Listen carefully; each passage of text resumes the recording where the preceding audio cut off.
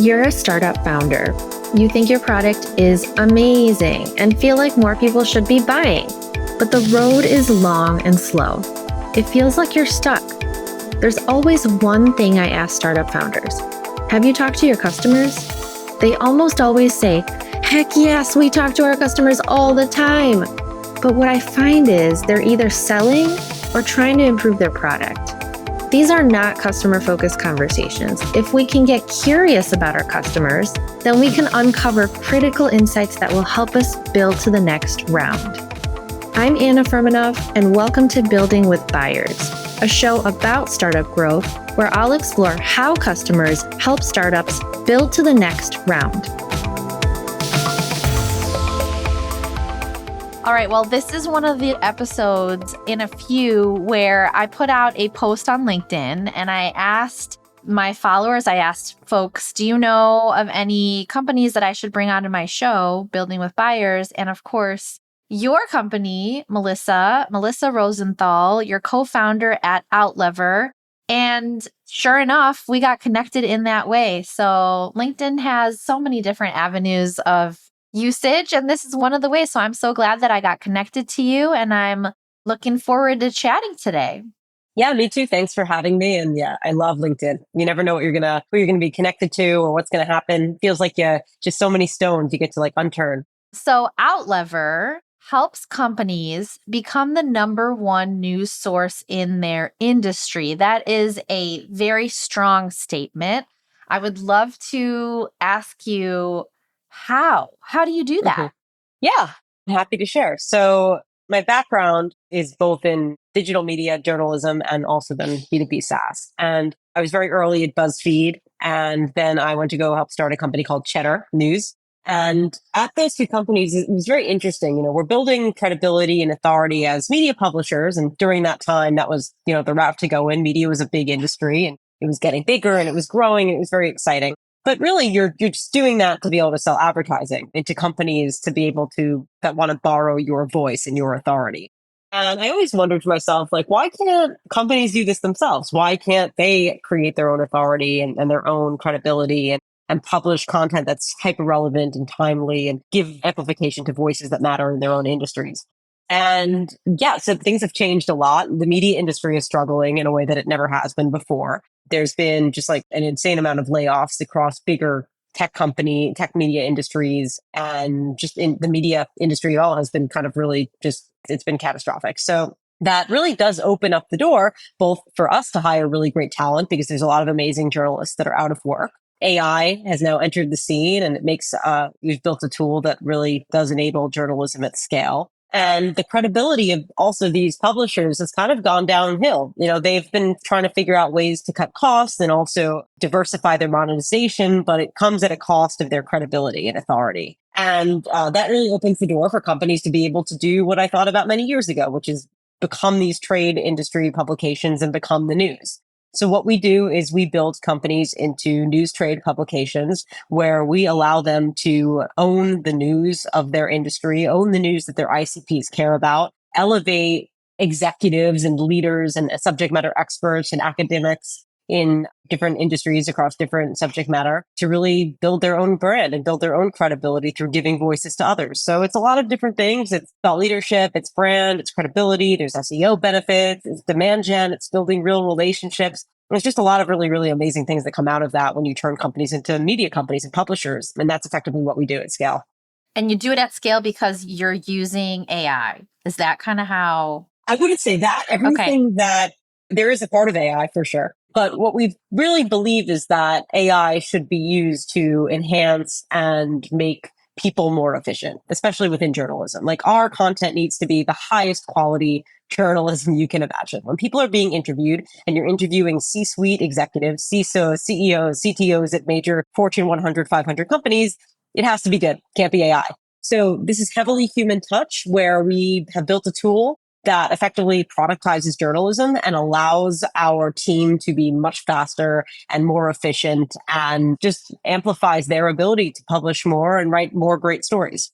I mean, this is really what all companies strive to do, right? When you are a company trying to grow, your marketing side, your sales side, right? On the marketing side, you're trying to create content, and the North Star is I want to be the place that my target buyer goes to be aware of what's going on, to be intrigued by what's going on, to be in the know, to be impressed, to be surprised, to be whatever it is. You want to be that go to source with your content. So, of course, you're building something like this because this is the North Star for all companies with their content. This should be. I mean, Yeah. it's hard to do. So Yeah. maybe you make it easier. Yeah, I mean, I don't think a lot of companies can do this internally. I don't think there's really a way for them to do it. It's expensive. I mean, the tools we've built, we've spent a year building. They don't need to do that. Like, I think that's why we created what we created. And I don't know if anyone is ever really thinking about it the way that we are thinking about it today, which I think makes us unique in the industry. I mean, when we're in market, we come up against people saying like, I've never seen anything like this before. And I think it's just because no one ever really thought that like, let's combine the motion of journalism with the motion of developing relationships, thought leadership, and building brand. Totally. No, this is fascinating. There are companies out there that make it easier to create content, different tools. Like there are companies that bring in experts and you can pay them and they can talk about certain topics. So you have access now to people, right? That talk about whatever topic you want to get that thought leadership. And they're actually like good. So there's that. There are companies that connect you to local influencers that are posting on social so that have been at your restaurant or hair salon or whatever, and then you're connected to those influencers so then you can actually post about that on social media. But this to me sounds different. This is different. This is like productizing journalism. I have not heard this before. Yeah, I mean, the social piece, I'll just say like that, like that's different. Like influencer marketing, like that's not what this is. The other side of it, of getting connected to experts, I mean, that's definitely a part of our motion. I would say like that, the way that it operates today, even when companies do it, it's so ad hoc, right? It's not like this is our strategy. We're doing this every single day, multiple times a day, and we're touching on things that are tying back to broader trends that are happening today. And that's really our approach. Mm, really interesting. Okay. Self-funded. And Yes. you are, how many folks do you have on the team right now? 14. 14. Okay. So on the show, I've been exploring the role that customers play in helping startups build to the next round. And Yeah. so 14, you're growing, you're doing some good things, right? I want to understand. Well, first, maybe you can tell me, like, I'd love to know how it's going, just in general. Like, how is it going? What's working for you these days? What's going Yeah, I mean, well? things are going really well. We are approaching 30 customers. We're on track to hit 5 million in revenue. Our margins are really great. Everything that like we thought would work is working.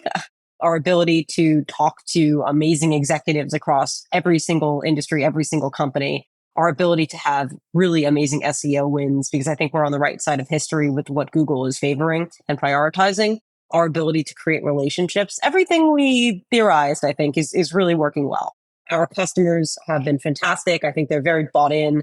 We very much have been picky, which is like a blessing to be able to be picky with who we're working with to start, because we really wanted to make sure that it was customer fit for us too, where they like, if we're having to push this too hard, they're probably not at a place where it makes sense for them.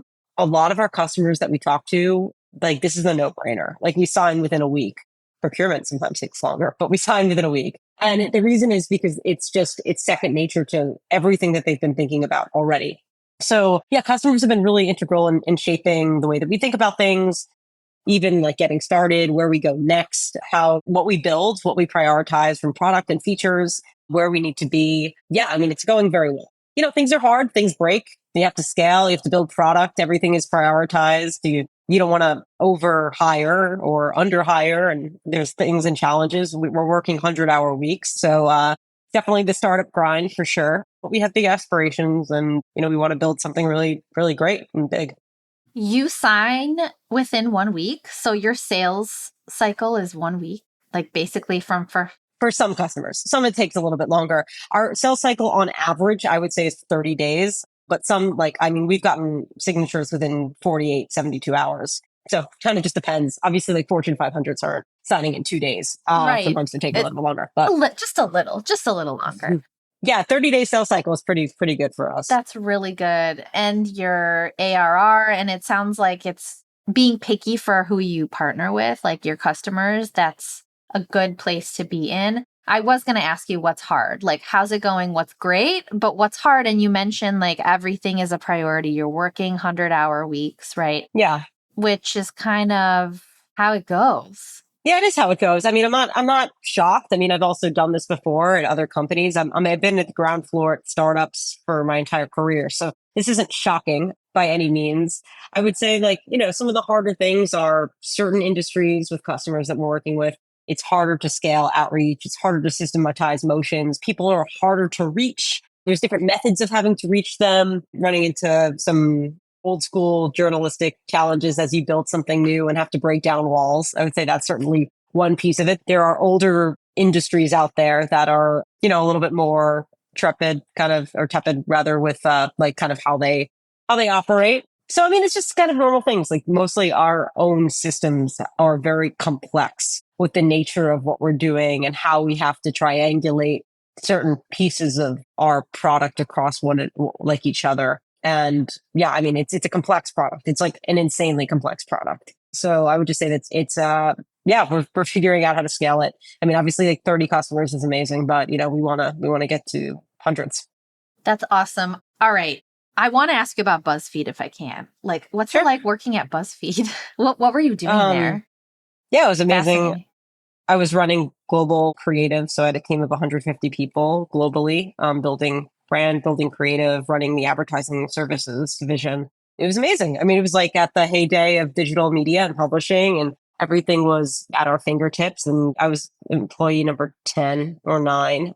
So I saw it from when no one was paying attention to us and to the world, when everyone was paying attention to us. And it was wild to suddenly have the wind at your back in such a fast, like, intense way. Like, pretty much we had access to anything we wanted to. Customers were knocking down our door. We were the authority. So it was a really special time. I learned so much at BuzzFeed about psychology of how and why people connect with content, why people share content. And those pillars have still remained true throughout my entire career. So I feel like using that as like the bedrock of like even my time in SaaS, like it's, I mean, I can't like really say enough about how valuable it was and how much fun it was. It was really such an amazing group of people that were building something that they deeply were passionate about, stayed up all night doing it because they just loved it so much. And it became parts of everyone's identity because of how ingrained they were with building this thing that they were just so attached to. I don't know if anything operates the way that BuzzFeed operated in terms of like culture and absolute people with like just dying dedication to a company. Like, I feel like those days are long gone, actually, but it was incredible. And I learned a lot. Yeah, I'm sure that you take a lot from your time at BuzzFeed into the role that you have now, and content, right? And what makes people interested in reading content. So that's fascinating. How would you say you incorporate your customers? So you said you've got 30 customers at the moment. Do you incorporate customers as part of your marketing strategy or sales strategy? I mean, in a way that we share with others, like what we've built for them. Sure. I mean, it's not much more than that at this point. It's primarily inbound and primarily customer sites and customer emotions as examples of what's working and how they think about the world, how they're thinking about what we're doing and our product. But I mean, that's kind of the extent of it. It's showing case studies and showing what's working and where we're finding that we're providing the most value and where we believe it's headed. There's like a bunch of different things I've learned from founders that I've had on the podcast of how the role that their customers play in helping startups grow beyond revenue. Of course, you need customers, right? Because you need revenue, but bringing them back and having them become part of customer events, for example, where you're learning from customers how they use the product and where they're finding that aha moment, like teaching, the team about how they use it. Or, for example, for marketing purposes, like having customers become part of the strategy to spread word of mouth? How do you create more of that automated referral system, sort of? It's not just, okay, we have customers that are paying, great, let's move on. More new, more new, more new, right? But how do you actually come back and bring them in? Or the work that I do, for example, is heavy in customer research. So then having these 45-minute conversations with your customer super fans and digging into what's the value they're getting, what are their goals and challenges at work, like why did they decide you versus something else versus status quo? What was the trigger? So stuff like that. Mhm. Do you do customer research or do you leverage customers? I mean, we're so early, like we have 30 customers, but like it doesn't really operate like that way for us right now because what we're doing, there's nothing else like us on the market. So when we're having that initially discovery call with a customer, they're telling us what they're struggling with, like where they are in marketing. And then we're coming to a decision collectively that like this is probably a good path forward for them. So a lot of that is happening like before we ever sign. I will say that like we are active partners and like right now, like you have to do this with your customers. We have active Slack channels with all of them. So we're async 24/7, seeing everything that's coming through on their side, on our side, we're collaborating. There's definitely like a heavy services component to start with anything. So we're so ingrained in like their world every day that a lot of that comes just as a byproduct of sort of like our motion and working with them daily. This isn't something where like that's set it, forget it. And like, let's talk in like 2 weeks and see how it's working for you. This is like every single day we're trying to help them and unlock certain things that they're struggling with and unlock like more opportunity and grow in value. And I think our whole pitch is that over time, this should become the single biggest, most valuable asset that just grows in value and supersedes like other things that you're doing and also pays for itself in dividends. I think our motion is so like kind of 24/7 with how we're with our customers that it's not like set it, just call them in a week and see how things are going, call them in 2 weeks. Our customer discovery and our feedback loop is so fast and 24/7, I would say. So it's a little bit different for us. Tell me about your super fan customer.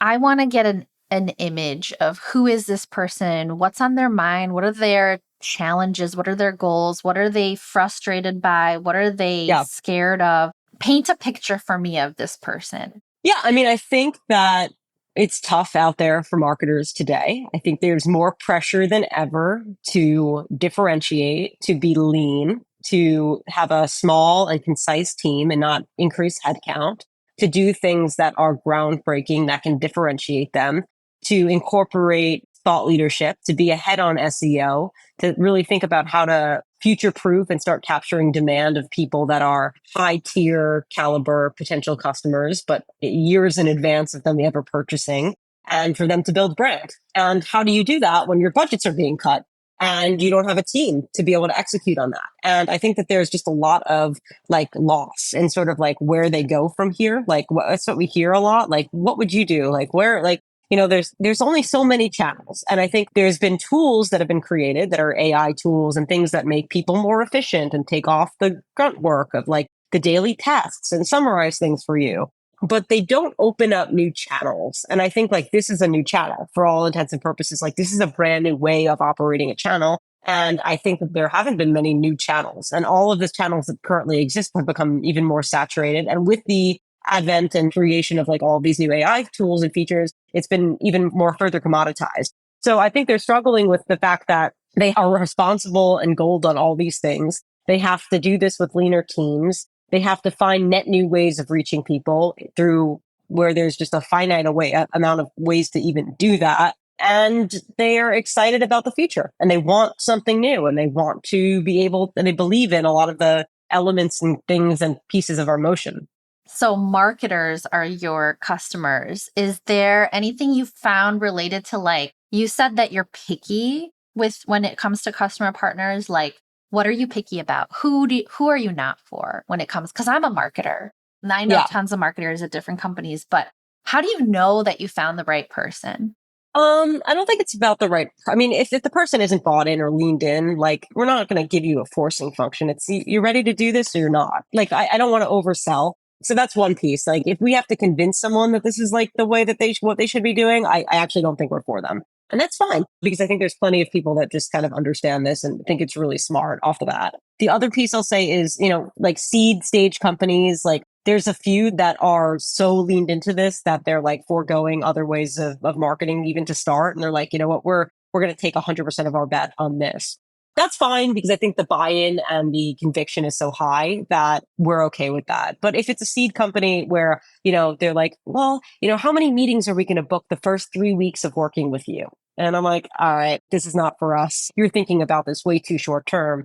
And the reality is like, we certainly will have wins and we certainly will be able to share and show like that we are making progress and there's ROI in the first couple of weeks. But if you're thinking about it as cost per meeting booked, this is not lead gen. And I think that that's just like such a short-sighted way of seeing it. But I mean, that's not going to be a successful partnership for us. So we can try to educate and help them understand like what the value is that this provides, but that's probably not the best customer for us. And we'll certainly like say that.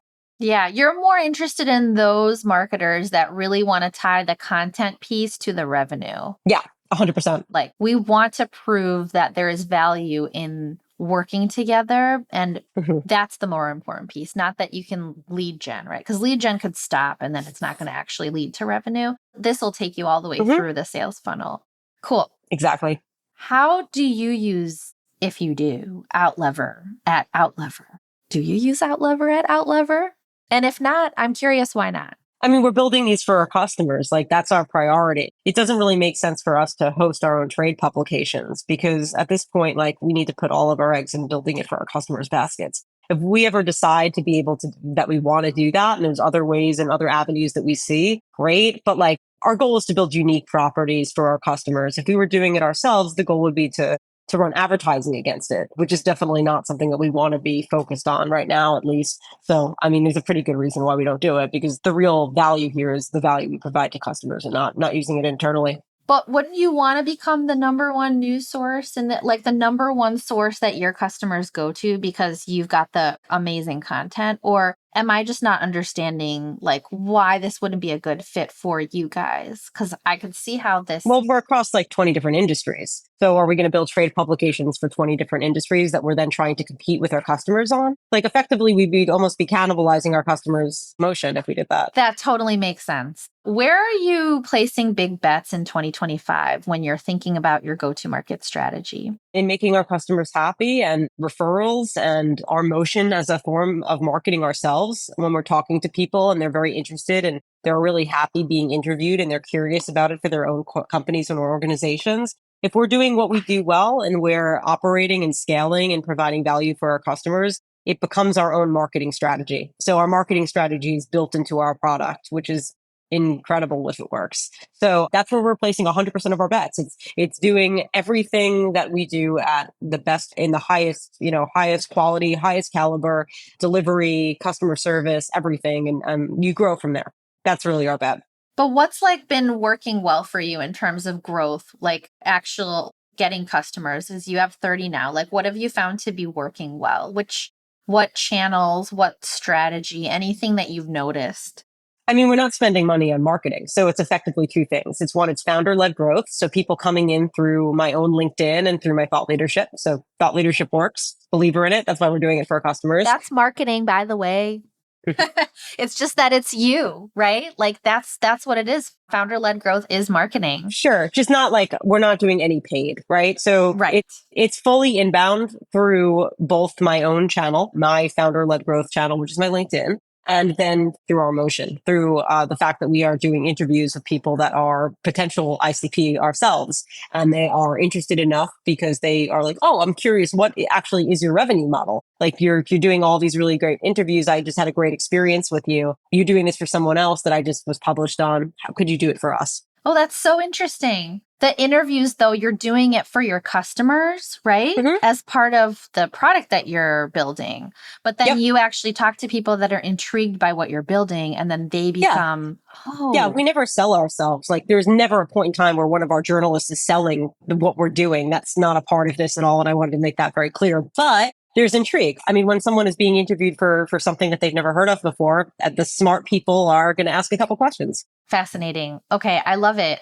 Thank you so much, Melissa. You have shared a lot of cool stuff with me, and I appreciate your time. And if anybody wants to reach Melissa, she is on LinkedIn. I will share the link in the show notes. And to check out Outlever, it's fascinating. I did not know this type of tool existed out there. Go to outlever.com and I am rooting for you. You're building something that is really cool and great work. Thank you for joining me. Thank you so much. Thank you so much for having me and for all the great questions. Appreciate it. Thanks for listening to this episode of Building with Buyers. New episodes drop weekly, so make sure you're following wherever you get your podcasts. You can find me on LinkedIn, Anna Furmanov.